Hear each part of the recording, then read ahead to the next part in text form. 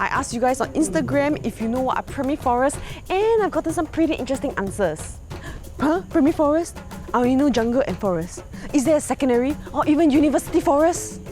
So today, we are going to explore Bukit Timah Nature Reserve to find out what is a primary forest, what you can find in there, why it is so important, and the most important question of them all, is there a secondary or even university forest? We are going to start our journey by exploring Heinz Nature Park, which is located at the foot of Bukit Timah Hill. We will then venture into Bukit Timah Nature Reserve via the steep slopes and trek through the secondary and primary forests and reach the final summit at the very end. Nature parks such as Heinz are usually located near nature reserves and can be referred to as buffer parks or areas. This is because they literally protect or buffer the nature reserves against developments around them. Millipede! Millipede is just like a lot of legs. Can you see? It's a yellow-shelled semi-slug. As a buffer park, Heinz Nature Park also provides a complementary habitat for the flora and fauna in Bukit Timah Nature Reserve. This is important because our nature reserves include mature secondary forests and also primary forests which are dominated by large native tree species. Such an environment makes them important homes to many of our rare and native wildlife species, and they function as source habitats. So source habitats, right? Imagine like when you're playing Dota, you know you have a home-based area where the creeps or the monsters, they do out and then they disperse. Yeah. Nature parks are important firstly because they help to protect our nature reserves, aka our source habitats, from developments that are next to them. And secondly, because it expands the range in which our wildlife can explore. As such, these nature parks tend to be kept rustic and forested, which makes them richer in biodiversity compared to our gardens and parks. This nature park is actually a good place to spot for birds and animals, and seeing how the pathway is well paved and well designed, it's actually suitable for many people to come to find for animals, especially the forest birds that may have travelled all the way from Bukit Timah Nature Reserve. Ooh, the tree is fruiting! This is the common yellow stem fig tree. It's a really good food source for the birds to eat, especially during fruiting season. And when the fruit drops to the ground, right, they are also food source for terrestrial animals such as macaques, squirrels, and even mouse deers. It's a snake skin. It's like the shed skin of a snake. Oh, can you see? This wide open space here that opens up to a quarry is like one of the secret bird watching locations where you can find a lot of cool birds here, including migratory birds. And you can also find 6 out of the 8 kingfisher species that we have in Singapore. If we go back in time, almost the entire island of Singapore used to be filled with primary forests. As Singapore developed, around 90% of these forests were cleared for timber extraction, agriculture, and creation of settlements. This means that by the 1900s, we were left with fragmented patches of primary forests in parts of Western Singapore, Singapore Botanic Gardens, the Central Catchment Nature Reserve, and of course, Bukit Timah Nature Reserve, where we are heading towards now. Our gardens and parks may not have the same biodiversity as our forests, but they have their own wildlife communities and they serve an important role in allowing wildlife to move between the green areas in Singapore. So this is how we facilitate ecological connectivity for the animals.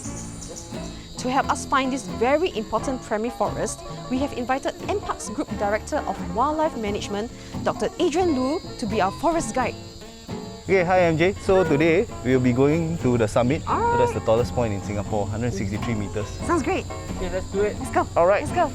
Oh, Adrian, you got an ant. Okay. Oh, okay, thank you. Gone. Thanks for saving me. I saved him from an ant. If there's a primary forest, right, does Yeah. it mean there's a secondary or even university forest? No, definitely there's a secondary forest. On your right, actually, you can see a very late secondary forest. Definitely university forest is not a thing. Yeah. Okay, MJ, we're going to this path, Southview Path, and you can see the beginnings of the vines here. That's like an indication that the forest is very mature and then slowly becoming a primary forest. If primary forests are forests that are untouched, secondary forests are forests that have regrown for decades on land that has been disturbed by fire or cleared for development such as plantations. So mature secondary forests are secondary forests that have grown for quite some time and they are home to a wealth of species that is similar to that of primary forests. This is Taka integrifolia, and it's a very beautiful bed lily. Sometimes when you see one flowering, you see others flowering because they have to flower at the same time, so that they can cross-pollinate. Okay. So we're quite lucky that we are seeing this. It looks like a bed, doesn't it? Yeah. Oh my goodness! Adrian is very far. He's so fit. I can't. So MJ, welcome to the primary forest. Oh, okay, feel the difference. In terms of temperature, it's much more cooling, right? Right. Well, you have the canopy, right? Yeah, then you've got a lot of leaves, and then it's, locking in. There's a lot of transpiration as well, and basically shading from the heat. This is the Dipterocarp family. These are actually like the pillars of the forest. So these are the fruits of the Dipterocarps. Dipterocarps means two wings, so they are like two-winged fruits, and they disperse by wind. Like, You want me to throw it? Throw it to her.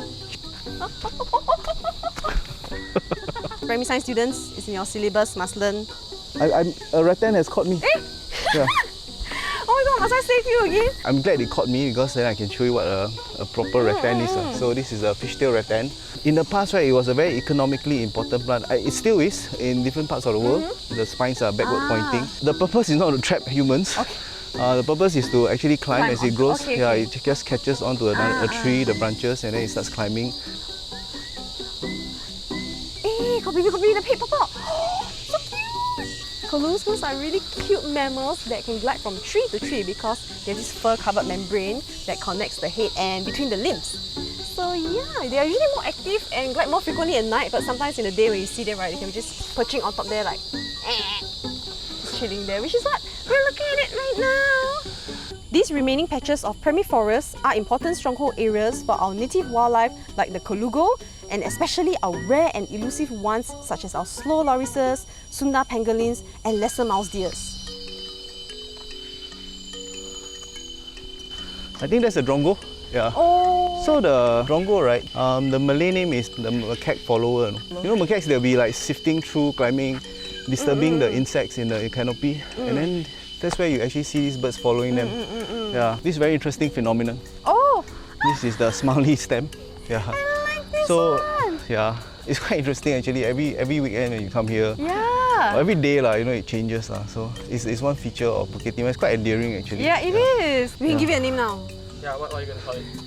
Not up to my It's the emoji trunk. emoji. Oh, I like it. Emoji trunk. You have a name now, your emoji trunk. Okay, I'm emoji trunk. I've brought you to this very giant native tree called the kempas. It's about 70 over meters tall. In particular, this tree, has seen us through the war. Will see us through COVID, and will see us in good times as well. When we launched the 1 million tree movement last year, we actually used this silhouette to make the icon. Oh, so cute. Another one. Another one. We spot like, I think 4 already. We did it. Hey. Whoa. Yeah, we did it. Wait, we should find the rock with the summit sign, right? Oh yeah, come. That's the... Yeah.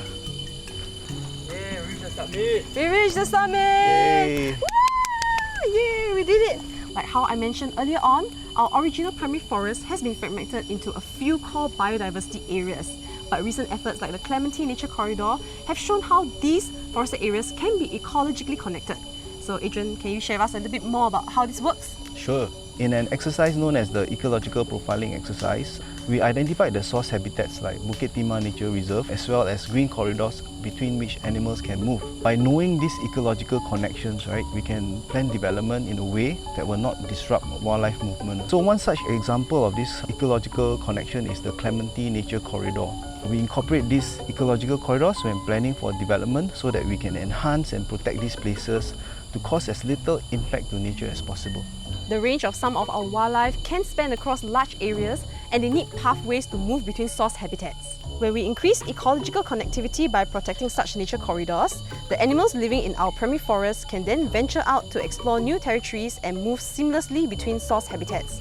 This will also prevent inbreeding within one area and reduce human-wildlife incidents such as roadkills. Bye-bye, Adrian! Thank you for showing me around. Thank you! We reached the summit. Bye-bye! Yeah. Alright, conclusion. Conclusion! As fragmentations had already occurred in the 1900s, it is important for us to conserve the remaining primary forests that are extremely precious to us. Through the Nature Conservation Master Plans, NParks has set up plans for biodiversity conservation efforts in Singapore. As we move towards our goal of becoming a city in nature, we have to balance the need to conserve nature and develop our urban areas. Most importantly, we will be living among nature, and we can do so by experiencing and appreciating nature with minimal impact to our biodiversity. When we visit any of our green spaces, take nothing but photographs, leave nothing but footprints. Stay on designated trails, keep your voices low, and please do not feed our wildlife. Let's all learn to live harmoniously with nature so that we can share its beauty for future generations to come. Just keep thinking!